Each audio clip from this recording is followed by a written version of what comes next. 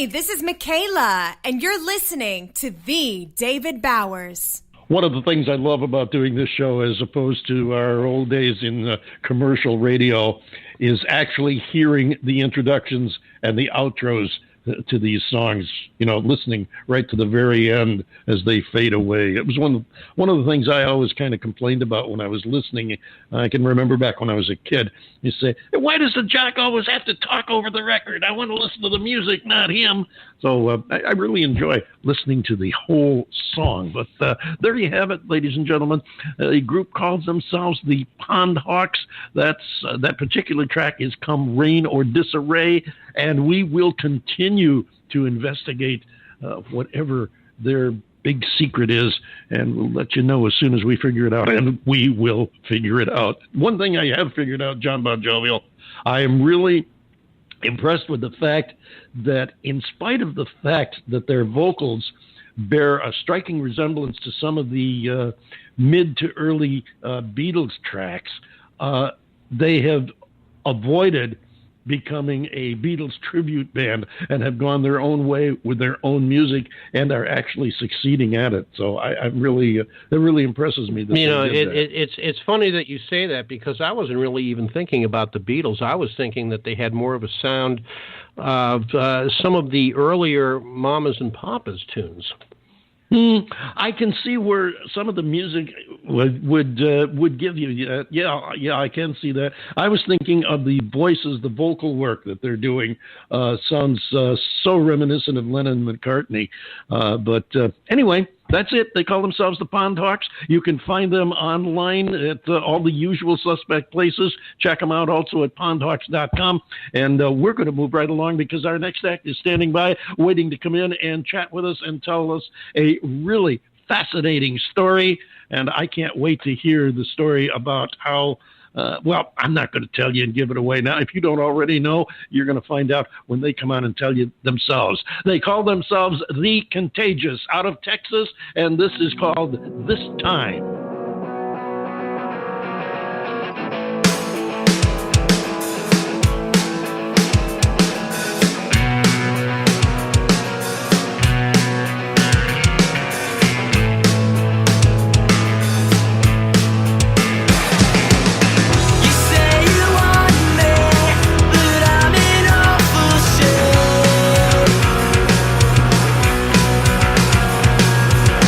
You say you need me.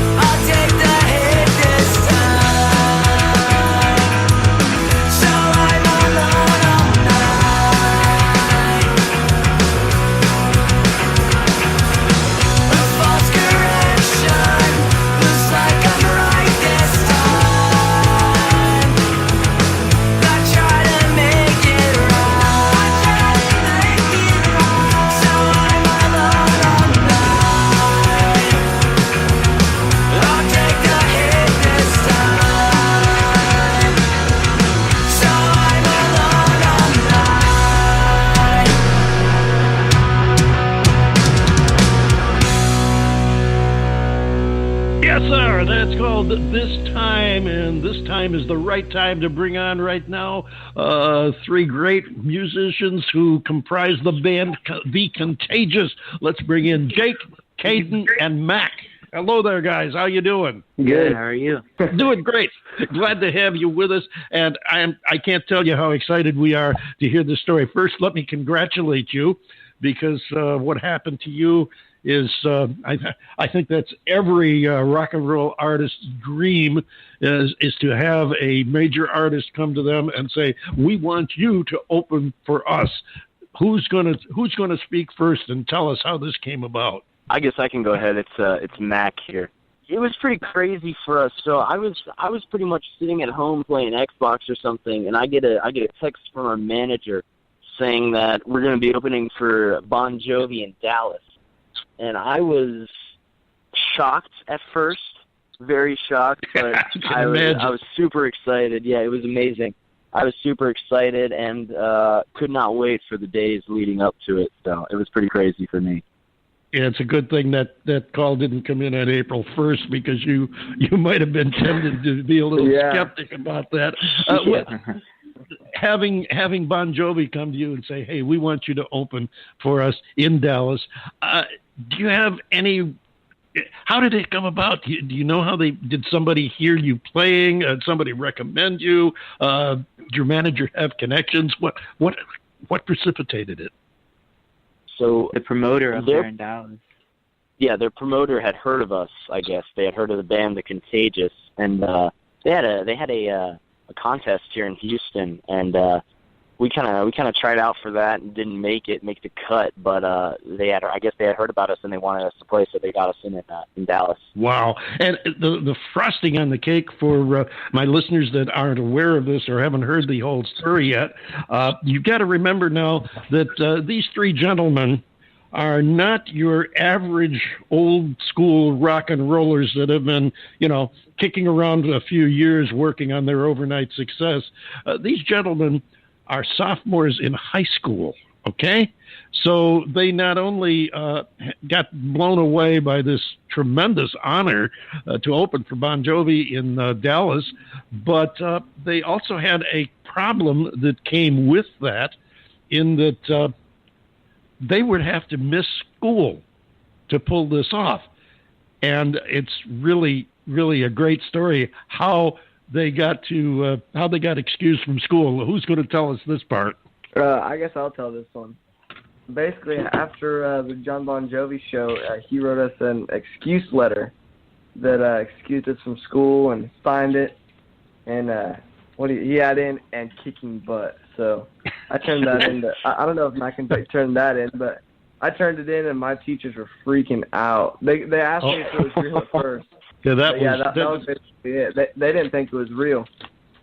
Oh, I can imagine. That was awesome. And for listeners, the boys do have, or they did have, I hope it's still there, they have a copy of that letter on their website, so you can go and see the actual letter from Bon Jovi asking that the boys be excused from school to go to Dallas and play and open for Bon Jovi at the show there. Now, you guys are from a place called Montgomery. How far out of Dallas is that? That's probably about 4 hours. 3 or 4 hours. 3 or 4 hours. Oh, so that's not just a run down to the store. That's a half a day process at least. Yeah. So, would you spend the whole day in Dallas? Yeah. So it was on a Monday night, and we drove up Monday morning, and we got there probably around maybe noonish or something. And what was it like? Now, I know that you guys had to be so excited you probably don't remember a lot of the little stuff that happened along the way, but when you got there and the first thing you did, you had to go somewhere to meet somebody from the band production, and you got to walk through the doors and realize that, hey, this is real, it's happening now. What happened? What went through your mind?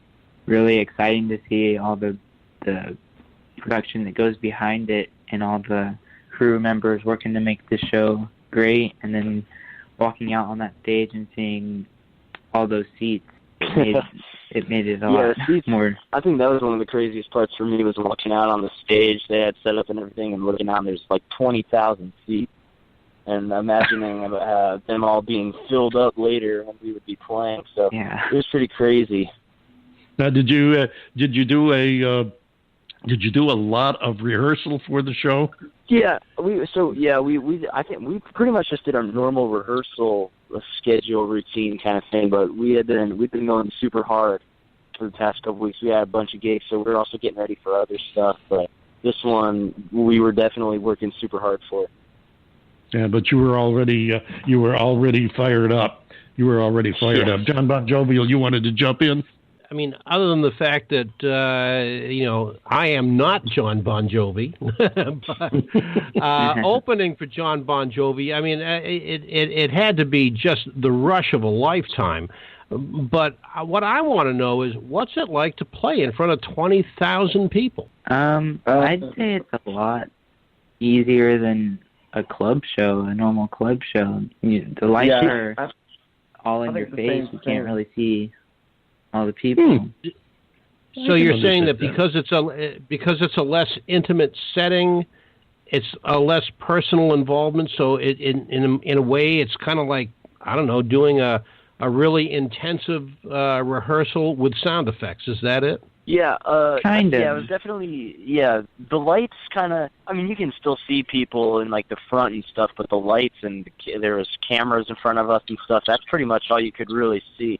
But so it was nerve-wracking beforehand because as we were out like on the stage 15 minutes before we go on, and we're like peeking our heads out and stuff, and you can see all the people then. So then we were all anxious and stuff, but once we got up, it was fine.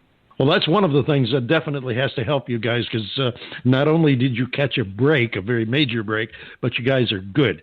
You've obviously put in your time and paid your dues because you've got a good, solid commercial professional sound. You don't sound like the average high school sophomore band. You guys have got a good sound there. But let me ask you this.